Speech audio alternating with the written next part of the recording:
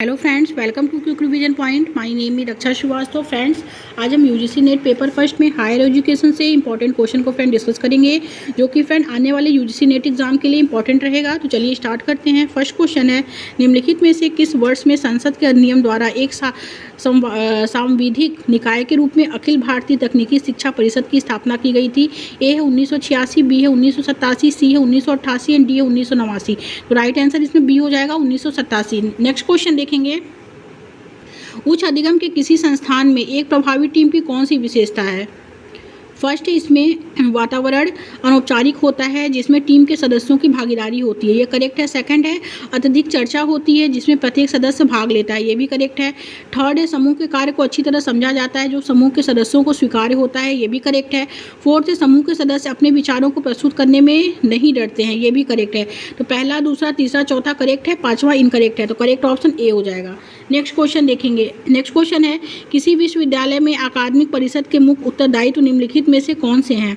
First है, शैक्षणिक कार्यक्रमों की गुणवत्ता और मानकों को बनाए रखना, ये क्या है? ये करेक्ट है। और सेकंड क्या है फ्रेंड? विश्वविद्यालय के शैक्षणिक कार्यक्रमों की योजना बनाना, समन्वय, विकास, निरीक्षण और पुनरीक्षण करना, ये भी करेक्ट है। तो पहला, दूसरा क्या है फ्रेंड? इसमें करेक्ट है। ओके, तो राइट आंसर ए हो जाएगा। और बाकी जो है इसमें इनकरेक्ट है, क्योंकि इसमें दो ही ऑप्शन इसमें करेक्ट नजर आ रहा है फ्रेंड कि। और तीसरा है, विभिन्न विषयों में संकाय सदस्यों की भर्ती के लिए आवश्यक अर्हताओं को निर्धारित करना, ये गलत है, निगेटिव है। और विभिन्न शैक्षणिक संस्थानों कार्यक्रमों में पाठ्यक्रमों की संरचना को तैयार करना, ये भी गलत है। एंड फिफ्थ है, विभिन्न शैक्षणिक कार्यक्रमों के लिए फीस के ढांचे की स्वीकृति, ये भी गलत है। तो पहला और दूसरा इसमें करेक्ट है, तो करेक्ट ऑप्शन ए हो जाएगा। नेक्स्ट क्वेश्चन है, सूची फर्स्ट को सूची सेकंड के साथ सुमेलित कीजिए। सूची फर्स्ट और सूची सेकंड में क्रमशः उच्चतर शिक्षा में शिक्षण एवं शिक्षणोत्तर कर्मियों के निरंतर मूल्यांकन के लिए प्रयुक्त पद्धतियों के प्रकार और इन मूल्यांकनों की विशेषताएं दी गई हैं। ओके, आगे देखेंगे। मूल्यांकन के प्रकार हैं और विशेषताएं हैं। विकासात्मक जो होता है वो होता है नैतिक, रीति और नीतिगत और व्यवसायगत मूल्यों से संबंधित, ए का सेकंड हो जाएगा। और प्रबंधनात्मक जो होता है वो होता है फर्स्ट, कार्य करने और प्राप्त करने से संबंधित, बी का फर्स्ट। और हस्तक्षेप जो होता है सी का 4 हो जाएगा, आत्म विकास के महत्व से संबंधित। एंड डी, निर्णय परक जो होता है वो होता है थर्ड, सामाजिक नियंत्रण रखने से संबंधित। ओके, तो राइट आंसर इसमें बी हो जाएगा। नेक्स्ट क्वेश्चन देखेंगे। नेक्स्ट क्वेश्चन है, नामित विश्वविद्यालय बनने की अर्हता प्राप्त करने के लिए किसी संस्थान के पास अन्य अनिवार्य शर्तों को पूरा करने के साथ साथ निम्नलिखित विकल्पों में से क्या और उपलब्धियां होनी अनिवार्य है?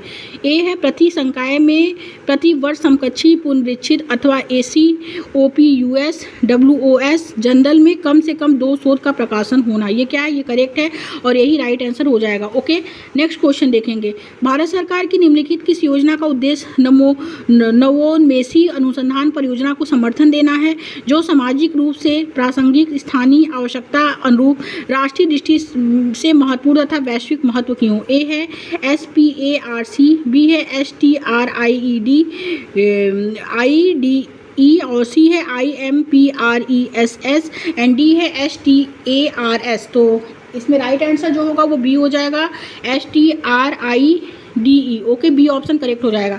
नेक्स्ट क्वेश्चन है, गेट्स व्यवस्था के अनुसार उच्चतर शिक्षा संबंधी नीतियों का निर्माण निम्नलिखित में से किस विभाग द्वारा किया जाना निहित है? ए है शिक्षा, बी है विदेश, सी है वाणिज्य एवं व्यापार एंड डी है शहरी नियोजन। तो राइट आंसर इसमें सी हो जाएगा, वाणिज्य एवं व्यापार। नेक्स्ट क्वेश्चन है, भारत में उच्चतर शिक्षा के संबंध में नॉलेज कमीशन द्वारा निम्नलिखित में से क्या प्रमुख संस्तुतियाँ दी गई हैं? फर्स्ट है, अतिरिक्त विनियामक संस्थानों का होना, ये गलत है। सेकंड है, निजी विश्वविद्यालयों को बंद किया जाना, ये भी गलत है। थर्ड है, उच्चतर शिक्षा का व्यापक विस्तार, ये करेक्ट है। फोर्थ है, सकारात्मक कार्यवाही पर ध्यान केंद्रित करना, ये भी करेक्ट है। फिफ्थ है, उत्कृष्टता सुनिश्चित करने हेतु प्रयास, ये भी करेक्ट है। सिक्स है, उच्चतर शिक्षा का राष्ट्रीयकरण, तो ये गलत है। तीसरा, चौथा, पांचवा इसमें करेक्ट हो जाएगा, तो सी ऑप्शन करेक्ट है। ओके, नेक्स्ट क्वेश्चन देखेंगे। नीचे 2 कथन दिए गए हैं जिनमें अभिकथन ए और तथा दूसरा तर्क आर है। अभिकथन ए कहता है भारत में उच्च शिक्षण संस्थानों में केंद्रीय विश्वविद्यालयों को उत्कृष्ट माना जाता है, ये क्या है फ्रेंड? ये करेक्ट है। और तर्क आर है कि अतिश्रेष्ठ छवि होने के बावजूद ऐसे संस्थानों को अंतर्राष्ट्रीय रैंकिंग के शीर्ष पायदान में स्थान नहीं हो पाता है, तो ये भी क्या है? ये भी सही है। तो ए और आर सही है और आर ए की सही व्याख्या जो है वो नहीं है, लेकिन ओके, सही दोनों है लेकिन आर ए की सही व्याख्या नहीं है, तो करेक्ट ऑप्शन बी हो जाएगा। नेक्स्ट क्वेश्चन देखेंगे। किसी विश्वविद्यालय के एक विभाग द्वारा एक ऐसा अध्ययन जिसे जानने का प्रस्ताव है जहाँ समायोजन की प्रवृत्ति को जानने की दृष्टि से शिक्षकों तथा विद्यार्थियों की अभिवृत्ति, मूल्य तथा उसके पक्षपात के परीक्षण का अध्ययन किया जाना है। इस संदर्भ में शोध की कौन सी पद्धतियाँ उपयुक्त होंगी? शोध की कौन सी पद्धतियाँ उपयुक्त होंगी? तो प्रायोगिक पद्धति, ये गलत है। सेकंड क्या है? व्यक्ति अध्ययन पद्धति, ये भी गलत है। थर्ड है वर्णनात्मक पद्धति, ये करेक्ट है। फोर्थ निजाती पद्धति, ये भी करेक्ट है। फिफ्थ ऐतिहासिक पद्धति, ये गलत है। तीसरा चौथा करेक्ट है, तो करेक्ट ऑप्शन सी हो जाएगा।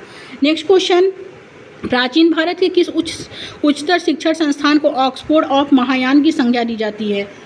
तो इसमें किसको दी जाती है फ्रेंड? ए है विक्रमशिला विश्वविद्यालय, बी है तक्षशिला विश्वविद्यालय, सी है नालंदा विश्वविद्यालय एंड डी है उपयुक्त में से कोई नहीं, तो करेक्ट ऑप्शन सी हो जाएगा फ्रेंड।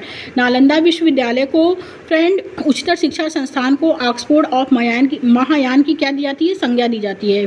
सी ऑप्शन इसमें करेक्ट हो जाएगा। Thank you friends.